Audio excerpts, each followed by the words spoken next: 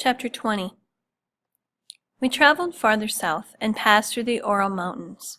Miss Grievous explained that the Urals were the boundary between Europe and Asia. We had crossed into Asia, another continent. People said we were on a course for southern Siberia, or possibly even China or Mongolia.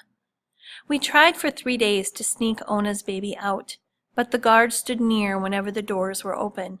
The smell of rotting flesh had become unbearable in the hot car. It made me retch. Ona finally agreed to drop the baby down the bathroom hole. She knelt over the opening, sobbing, holding the bundle. "For God's sakes," moaned the bald man, "get rid of that thing. I can't breathe." "Be quiet," Mother yelled to the bald man. "I can't," whimpered Ona. "She'll be crushed on the tracks." Mother moved toward Ona. Before she reached her, Miss Grievous snapped the bundle from Ona and threw it down the hole. I gasped. Mrs. Remus cried. "There," said Miss Grievous. "Done. It's always easier for someone unattached." She wiped her hands on her dress and adjusted her hair bun. Ona fell into Mother's arms. Jonas clung to Andrews, spending nearly every minute by his side. He seemed angry all the time and so distant from his usual sweetness. Andrews had taught him a few Russian slang words I had heard the NKVD use. It made me furious. I knew I'd have to learn a bit of Russian eventually, but I hated the thought. One night, I saw the glow of a cigarette illuminate Jonas's face. When I complained to Mother, she told me to leave him be. "Lena, every night I thank God he has Andrews, and you should too," she said. My stomach ate itself. Pains of hunger came at relentless intervals, although Mother made an effort to keep us on a schedule. I lost track of time and sometimes dozed off during the day. My eyelids were drooping when I heard it. "How could you? Have you gone mad?" a female voice shrieked through the train car. I sat up, squinting to make out what was going on. Miss Grievous hovered over Jonas and Andrews. I tried to make my way over. "And Dickens, nonetheless. How dare you? You're becoming the animals they treat us as." "What's going on here?" I asked. "Your brother and Andrews are smoking," she bellowed. "My mother knows," I said. "Books," she said, thrusting a hard cover in my face. "We ran out of cigarettes," Jonas said softly, "but Andrews had tobacco." "Miss Grievous," said Mother, "I'll handle it. The Soviets have arrested us because we are knowledgeable, learned people. To smoke pages of a book is just—" "What were you thinking?" Miss Grievous asked. "Where did you get this book?" "Dickens. I had the Pickwick Papers in my suitcase. Grandma had given it to me the Christmas before she died." "Jonas! You took my book? How could you?" "Lena," began Mother. "I took your book," said Andrews. "Blame me." "I certainly do blame you," said Miss Grievous. "Corrupting this young boy. You should be ashamed." Mrs. Arvidas slept on the other side of the car, completely unaware of what had transpired. "You're an idiot," I screamed at Andrews. "I'll get you a new book," he said. "No, you won't. It was a gift," I said. "Jonas, Grandma gave me that book." "I'm sorry," said Jonas, looking down at his chest. "You should be," I yelled. "Lena, it was my idea. It's not his fault." I waved him away. Why did boys have to be such idiots?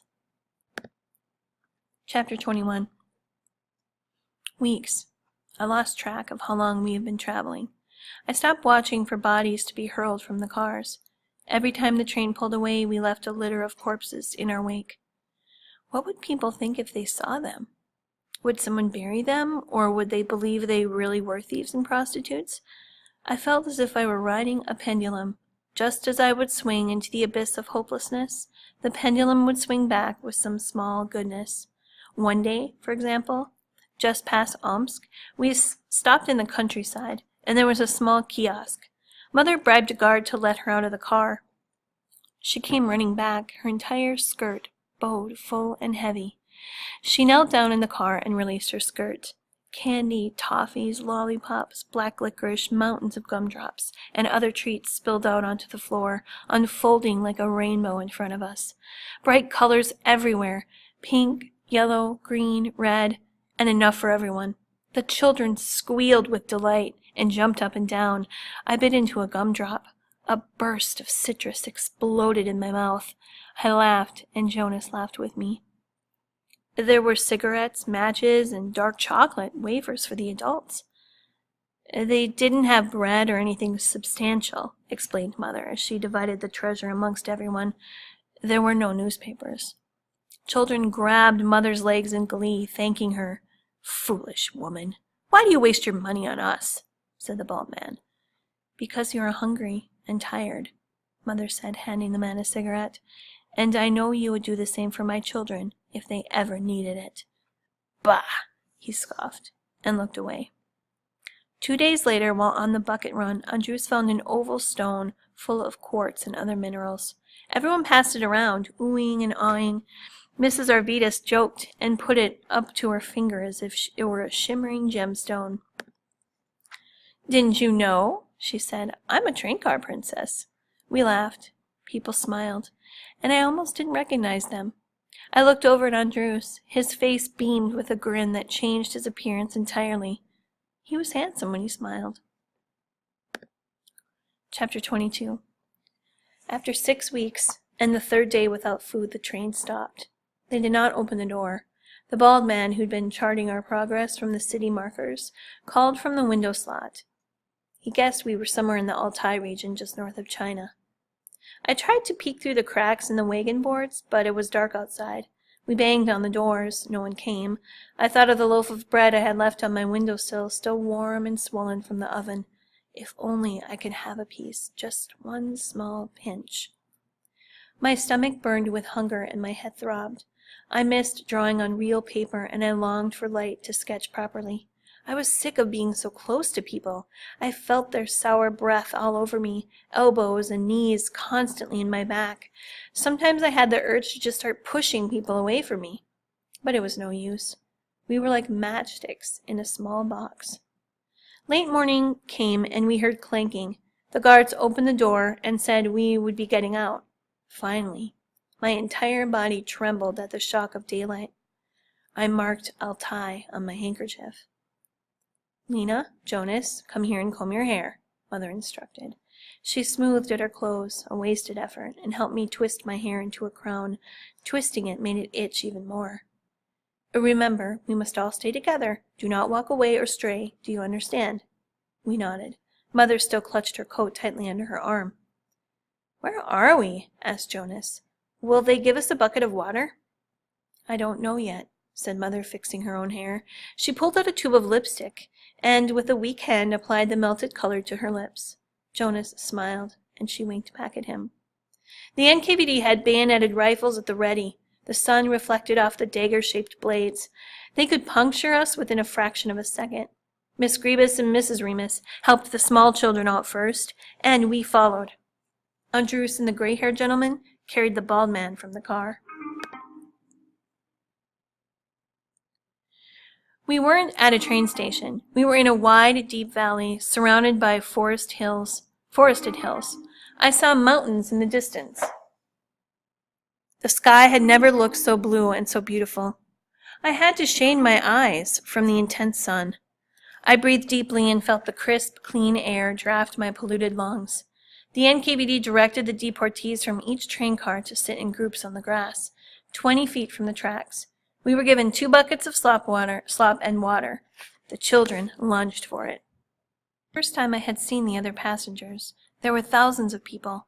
Did we look as pitiful as they did? Masses of Lithuanians with tattered suitcases and bulging bags poured out into the valley, dirty and gray with soiled clothing, as if they had lived in a gutter for years. Everyone moved in slow motion, some too weak to carry their belongings. I didn't have control of my legs, nor did most others. Many buckled under their own weight onto the ground. We must stretch before sitting down, sweetheart, said Mother. Our muscles have surely atrophied these past weeks.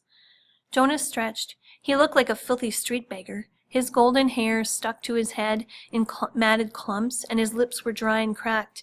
He looked at me, his eyes widened. I could only imagine the state I was in. We sat down and the grass felt heavenly, like a feather bed compared with the wagon floor. The chugging motion of the train, however, was still trapped in my body. I looked at the people from our train car. They looked at me.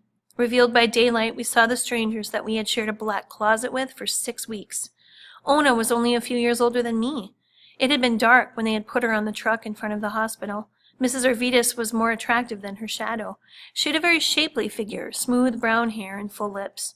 Mrs. Remus was a short woman with thick ankles, close to Mother's age. People tried to communicate with the other groups, looking for family members and loved ones. The man who owned his watch approached me. "Do you have a handkerchief I could borrow?" he asked. I nodded and quickly handed him the hanky, neatly folded to conceal my writing. "Thank you," he said, dabbing his nose. He turned his back to me and walked amongst the crowd of people. I watched as he shook hands with a man he obviously recognized, passing the fabric within palms. The man patted his brow with the handkerchief before putting it in his pocket. "Pass it along," I thought, imagining the hanky traveling hand to hand until it reached Papa. "Elena, look," said Mrs. Remus. "There are horse-drawn carts." Mother stood up and looked down the row of groups. "There are men with the NKVD. They're walking amongst the people." Andrews combed through his wavy hair with his fingers. He looked around constantly, watching the guards, yet keeping his head down. He had to be nervous. His face had healed, but was still sallow with remnants of yellow bruises. Would they recognize him? Would they haul him away or kill him right in front of us? I moved near him, trying to position my body to conceal his. But he was taller, his shoulders wide. I looked at the sharp blades of the bayonets and felt my stomach pitch with fear. Ona began weeping loudly. "Pipe down," ordered the bald man. "You'll draw attention to us." "Please don't cry," said Andrews, shooting glances from Ona down to the guards. A group near the front of the train was herded into two horse-drawn wagons, and they drove away. I watched as the NKVD walked with men from cluster to cluster. The men looked strange, certainly not Lithuanian or Russian. They had darker skin and black hair, and their general appearance was disheveled, primitive. They stopped at the group of people next to us and began talking with the NKVD. "Elena, what are they saying?" asked Mrs. Remus. Mother didn't answer. "Elena? They're—" She stopped. "What?" said Mrs. Remus. "They're selling us," she whispered. Chapter 23. I watched the men walking amongst the group surveying the merchandise. They made people stand, turn around, and show their hands. "Mother, why are they selling us?" asked Jonas. "Where are we going?" "Elena," said Mrs. Arvidas, "you must tell them that Andrews is a simpleton. Please. If not, they'll take him from me. Andrews, put your head down." "They're selling us in groups," reported Mother. I looked down around our cluster. We were mostly women and children, with only 2 old men. But we had Andrews. Despite his injuries, he looked strong and able. "Do we want to be bought?" asked Jonas. No one answered. A guard approached with a man. They stopped in front of our group, and everyone looked down except me. I couldn't help myself. I stared at the guard, who appeared well-rested, clean, and fed. I saw Mother cough into her hand and discreetly try to wipe off her lipstick. The disheveled man pointed at her and said something to the guard. The guard shook his head and waved a circular motion around our group. The man pointed at Mother once again and then made an obscene gesture. The guard laughed and began muttering. The man surveyed our group, and then he pointed at Andrews. The guard walked over to Andrews and barked a command. Andrews didn't move. My stomach braided up into my throat. "He's slow. Leave him alone," said Mrs. Arvidas. "Elena, tell them." Mother spoke one word in Russian. The guard grabbed Andrews by the hair and raised his face. Andrews stared blankly. Ona cried and rocked back and forth. Mr. Stallis moaned and grumbled. The man waved his hands in disgust at our group and walked away. Other groups were purchased, loaded into wagons, and driven off through the valley to disappear through the V at the base of the hills. We finished the last drops of slop and water, debating whether we wanted to be bought. Someone mentioned escaping. Running away was briefly discussed until a gunshot rang out, followed by screams near the front of the train. The little girl with the dolly began to cry. "Elena," said Mrs. Remus, "ask one of the guards where they're taking people." Mother tried to speak with the guard, but he ignored her. For the moment, I didn't care what happened. The grass smelled like fresh chives, and the sunshine filled me with strength. I stood up and stretched. The children spread out a bit, and the guards didn't seem to care. The NKVD inspected the train cars, stopping only to scream that we were filthy pigs who disrespected the train. The engine hissed, ready for departure. "They're going back for more," said Andrews. "You think so?" asked Jonas. "They won't stop," said Andrews, "until they've gotten rid of all of us."